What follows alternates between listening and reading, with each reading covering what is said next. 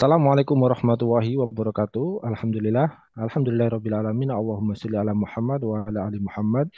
Pemirsa Khilafah News dimanapun Anda berada, salam jumpa kembali bersama dengan saya Aziz Rahman di program Kabar Petang edisi Senin 6 Februari 2023. Insya Allah beberapa menit ke depan kami akan menemani Anda mencermati dan menelaah berita paling menarik dan paling populer hari ini bersama narasumber yang kompeten di bidangnya dan tentunya dari sudut pandang Islam.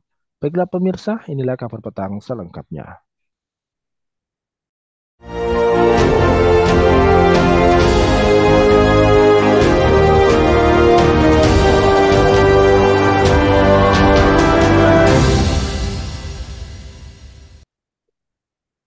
Pemirsa, jumlah utang negara yang terus membengkak dikhawatirkan akan menjadi beban bagi pemerintahan setelah pemerintahan Presiden Joko Widodo. Apalagi pemerintah kurang apik dalam menjaga dan mengelola keuangan negara. Begitu kata mantan Menteri Keuangan RI Fuad Bawazir pada hari Minggu 5 Februari yang lalu. Tidak mampu bikin simulasinya, kasihan generasi atau pemerintahan selanjutnya yang harus pusing tujuh keliling mengatasi utang yang ditinggalin ini, ujar beliau. Diingatkan oleh Fuad Bawazir bahwa mengandalkan hasil ekspor batubara dan nikel saja ini belum cukup untuk menambal utang negara yang sudah menembus sekitar 7.733 triliun rupiah.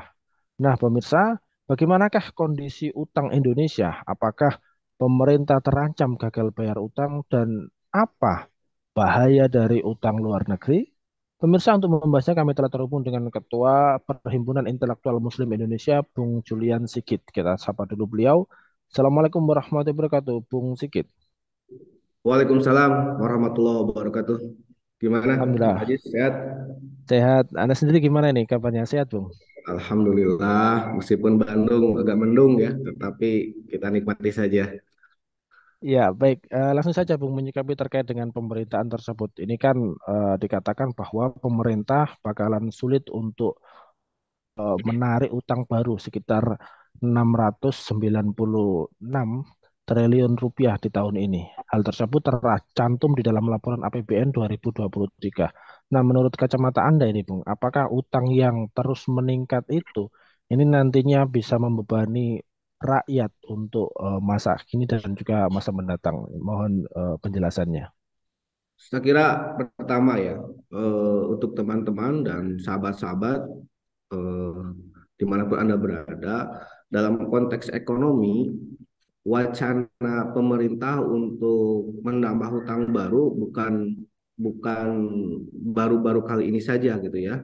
Tetapi wacana penambahan sekitar 690 hampir 700 triliun ini sudah diwacanakan tahun kemarin gitu ya. Tahun kemarin. Nah, kalau kita melihat dan menyimak sebetulnya lalu bagaimana dampak terhadap masyarakat Indonesia, terhadap rakyat Indonesia. Kalau kita melihat ketika pemerintah itu menambah hutang, pasti itu harus dibayar. Nah, pertanyaannya itu dari mana dan siapa yang bayar ini? Ya. Sementara kalau kita melihat, jangan sampai gini, rejim hari ini, penguasa hari ini, dia terus menumpuk hutang, sementara bagian yang membayar itu anak cucunya. Karena mau tidak mau, ketika kita melaksanakan hutang itu wajib dibayar. Dan ini tentu akan menjadi beban bagi masyarakat Indonesia. Nah, dari mana kemudian pemerintah atau masyarakat harus menanggung? Pasti diantaranya itu adalah satu, pemerintah akan secara ketat untuk menarik pajak dari masyarakat. Jadi untuk membayar hutang itu pemerintah akan terus-menerus ya menggencarkan. Jadi orang-orang atau masyarakat itu akan dipalaki lewat pajak. Yang kedua, pasti ujung-ujungnya itu adalah mengurangi subsidi ya. Jadi masyarakat akan terbebani sekali dengan hutang ini. Nah, itu sebagai gambaran hutang itu bagi masyarakat atau rakyat Indonesia. Sehingga masyarakat ketika pemerintah akan mengopinikan menambah hutang baru, seyogianya bukan hanya diam saja, tetapi melakukan edukasi gitu, melakukan kritik. Karena mau tidak mau ini harus dibayar. Dan khawatir kalau misalkan tidak mampu membayar, ini menjadi negara yang terkena debt trap. Itu Bung Ajis. Ya, baik Bung. Lantas kemudian kalau kita melihat dari APBN 2022, ini kan diberitakan kita melihat di pemberitaan. bahwa defisit APBN pada tahun 2022 ini ditargetkan sebesar 868 triliun rupiah, tetapi realisasinya adalah sekitar 464 triliun. Nah, melihat hal tersebut, apakah banyak target-target yang meleset jauh dari perencanaan pemerintah dan apakah memang kas negara ini terkuras ya untuk membayar cicilan utang ini? Mohon penjelasan juga ini. Nah, berkaitan dengan defisit anggaran, logikanya gini, semakin besar, semakin tidak baik, gitu ya. Logikanya seperti itu ya. Jadi semakin defisitnya itu besar, semakin tidak baik. Semakin kecil, semakin baik. Bahkan kalau tidak ada defisit, semakin bagus, berarti sehat itu. Nah, kalau kita melihat, kenapa tahun kemarin, tahun 2022, itu yang awalnya diperkirakan mencapai 800 triliunan lebih ya, menjadi 400. Usut punya usut, kalau kita buka data, memang pada saat itu atau tahun 2022 itu, penerimaan negara mengalami kenaikan. Nah, terutama di sektor pajak. Jadi pajak yang diterima negara itu melampaui target dari pemerintah.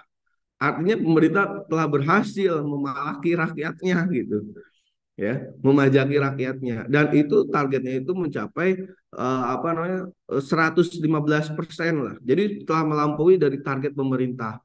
Nah, karena pemasukannya banyak, akhirnya itu defisitnya itu berkurang. Logikanya seperti itu gitu. Ya, karena pemasukan pendapatan dari pendapatan negara lewat sektor pajak itu bertambah sehingga defisitnya berkurang. Nah, tapi kan ujung-ujungnya adalah tadi masyarakat kemudian dikejar-kejar lewat pajak. Yang kedua memang tadi yang sebagaimana saya sampaikan, yaitu masyarakat harus bersiap-siap dengan pengurangan-pengurangan dalam bentuk subsidi gitu. Nah, itu konsekuensinya sebetulnya. Itu Bung Ajis. Iya, baik. Lantas kemudian kalau kita bicara terkait dengan utang Indonesia, ini kan kita juga memperhatikan bahwa dari tahun ke tahun utang luar negeri Indonesia ini terus saja mengalami peningkatan atau pertumbuhan. Menurut Anda, mengapa hal ini tuh bisa terjadi? Setiap tahun juga tambah terus bertambah ini. Ada apa ya ini sebenarnya? Kalau kita melakukan flashback ke belakang, sebetulnya gini, dalam paradigma sistem ekonomi, terutama kapitalis ya, yang liberal, itu kan mereka akan mencari sumber pendapatan. Nah, kalau kita buka dalam konteks APBN, fiskal kita, sumber pendapatan itu adalah satu, yaitu dari apa namanya pajak, terutama yang jadi budgeter. Nah, kemudian yang kedua juga diantaranya itu selain hibah, yaitu utang. Nah, utang itu menjadi sumber pendapatan negara dalam konteks APBN untuk menambah APBN. Nah, dalam konteks ini maka ketika pajaknya dinilai itu sudah mentok, artinya tidak lagi bisa dikalkulasikan untuk bertambah, maka alternatifnya itu adalah hutang. Nah, kalau kita melihat dalam kerangka.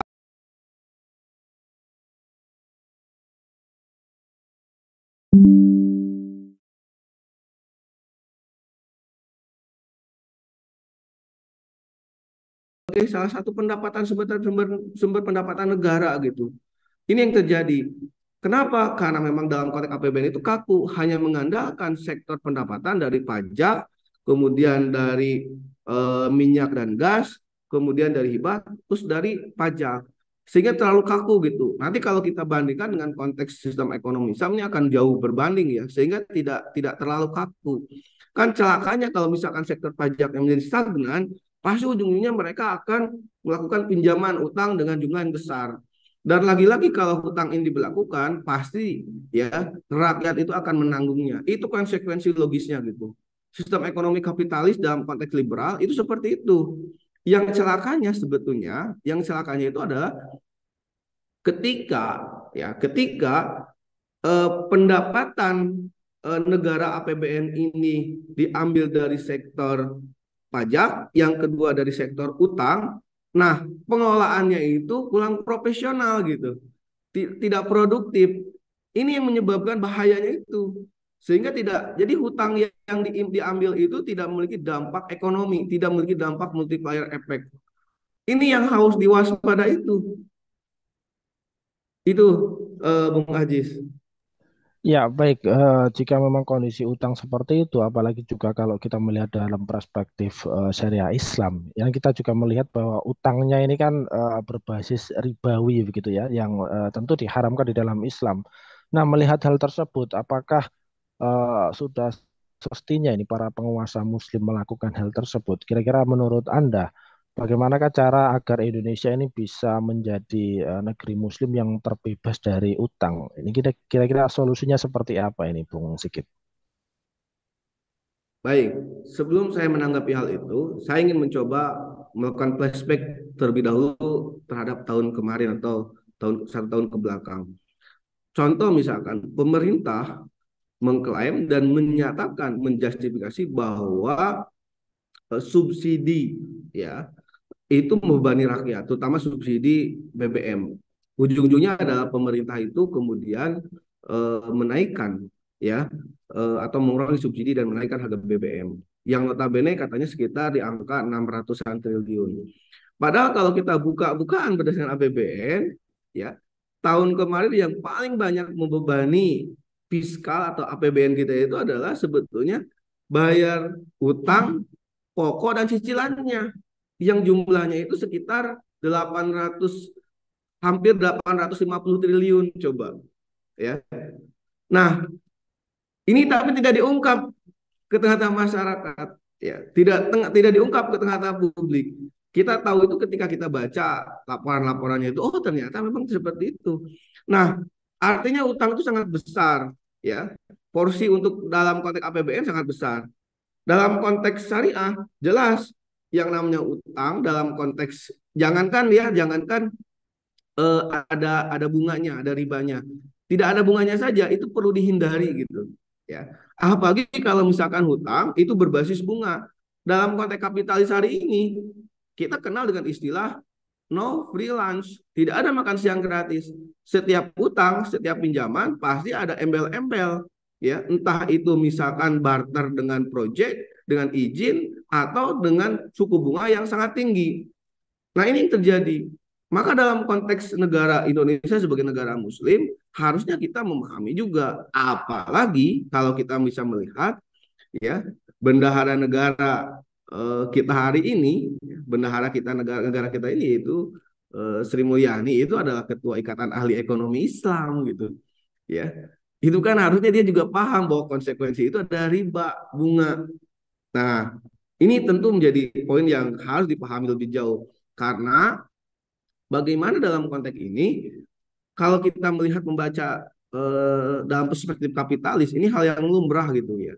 Kalau kita bisa melihat negara-negara maju hari ini, memang dia ketika mengadopsi sistem ekonomi kapitalis, sekalipun negaranya negara kapitalis yang produktif, dia mengandalkan dari hutang. Nah, kalau dalam perspektif yang lain, kalau kita bandingkan dengan misalkan konteks ekonomi Islam, itu yang menjadi acuan pendapatan negara itu bukan didasarkan pada teks atau pajak dan juga tidak utang ya, tapi betul-betul dari sektor kepemilikan umum dan sektor-sektor yang lainnya sehingga tidak terlalu rigid itu pendapatan negara itu sangat besar, banyak sumber-sumbernya itu, sehingga apa disinyalir ini kalau diterapkan ini akan surplus bukan defisit gitu ya, baik dari sektor kepemilikan umum, tambang, hutan ya, kemudian dari sektor yang lainnya. Nah, negara boleh dalam konteks ini misalkan dalam perspektif ekonomi Islam nih, negara boleh menetapkan pajak ya atau istilahnya itu doribah dalam perspektif ekonomi Islam ketika betul-betul kas negara itu betul-betul kosong sementara negara itu dalam konteks ini dalam keadaan darurat seperti misalkan ada kebutuhan anggaran yang sangat mendesak untuk bencana dan sebagainya, boleh kemudian menarik pajak dan itu pun ya itu pun hanya sifat itu non budgeter. Misalkan kebutuhan anggarannya taruhlah 100 triliun, maka setelah 100 triliun terpenuhi ya sudah, ya, ya sudah. Kemudian yang kedua, tentu kalaupun bicara dalam konteks utang, ya kalau bisa dalam konteks utang, ya itu sesuatu yang dihindari. Ya, kita tahu bersama lah banyak negara-negara yang hari ini dia menjadi negara gagal, failed state karena dia terjebak dalam utang, jebakan utang. Kita tahu Zimbabwe, Uganda, Nigeria, Laos juga digadang-gadang hal sama. Nah, kita khawatir sebetulnya itu Indonesia masuk ke dalam jebakan itu. Nah, kenapa demikian? Karena mau tidak mau konsekuensi dalam sistem ekonomi kapitalis itu seperti itu. Ya, dalam konteks Islam nanti kita bisa coba lebih jauh ya. Ekonomi Islam kan hari ini sudah mulai menggeliat di tengah-tengah masyarakat. Meskipun ya perlu ada edukasi yang lebih sistematis ya, terencana dan masif bahwa ekonomi Islam itu bukan hanya sektor keuangan saja, tetapi sektor yang membahas juga masalah fiskal, yakni tadi pendapatan-pendapatan negara. Ini harus diberikan. Maka kita bisa melihat dalam konteks syariah. Tentu kalau dalam perspektif Islam itu sangat dihindari sekali ya, sangat diminimalisir. Kalaupun nanti misalkan dalam keadaan sangat darurat, itu boleh mengambil hutang dengan catatan satu tidak ada bunganya, ya. Yang kedua tentu sebatas koridor kemampuan gitu. Maksudnya koridor kemampuan itu jangan sampai seperti ini. Yang namanya rejim ini kan misalkan itu dibatasi dengan waktu. Taruhlah misalkan hari ini atau tahun ini atau tahun terakhir. Jadi jangan sampai aji mumpung karena ini tahun terakhir akhirnya terserah gua gitu ya. Ya kan nanti yang bayar bukan gua gitu. Nanti ketika ditanya siapa yang bayar, ya akhirnya nggak tahu. Jangan tanya saya. Nggak seperti itu juga gitu ya. Karena apa? Ini akan menjadi beban bagi anak cucu ke depan ya. Jadi jangan sampai membebani anak cucu ke depan. Ini harus diperhatikan. Dan termasuk ke dalam konteks pemerintah, hati-hati ketika misalkan melaksanakan hutang itu. Jangan-jangan kita menjadi korban dari jebakan hutang. Kita tahu bersama, akhirnya orang atau negara yang terkena jebakan hutang itu dia biasanya bukan hanya dalam masalah ekonomi bermasalahnya itu, tapi juga dalam konteks krisis politik. Nah, kita khawatir seperti itu dan kita coba terus mengingatkan. Itu Bung Ajis. Ya, baik. Jadi di dalam perspektif Islam banyak ya sumber-sumber pendapatan negara sehingga memungkinkan APBN itu bisa sampai dengan surplus ya. Baik, Betul. terima kasih Bung Julian Sigit ini atas penjelasannya dan juga terima kasih telah hadir di Kabar Petang pada edisi kali ini. Semoga Anda dan keluarga sehat selalu dalam lindungan Allah Subhanahu wa taala. Insya Allah nanti kita ketemu lagi lain waktu, lain kesempatan. Assalamualaikum warahmatullahi wabarakatuh, Bung Julian Sigit. Waalaikumsalam warahmatullahi wabarakatuh. Baik pemirsa, demikianlah kabar petang pada edisi kali ini. Semoga Anda mendapatkan banyak manfaat dari acara kami. Jangan lupa saksikan kami besok di jam dan channel yang sama. Dan jangan lupa juga like, comment, share, subscribe, serta klik tekan tombol loncengnya agar tidak ketinggalan update terbaru dari Khilafah News. Karena hanya di sinilah Anda akan mendapatkan informasi aktual terpopuler dan tentunya dari sudut pandang Islam. Akhirnya saya Aziz Rahman beserta seluruh kru yang bertugas undur diri. Wassalamualaikum warahmatullahi wabarakatuh.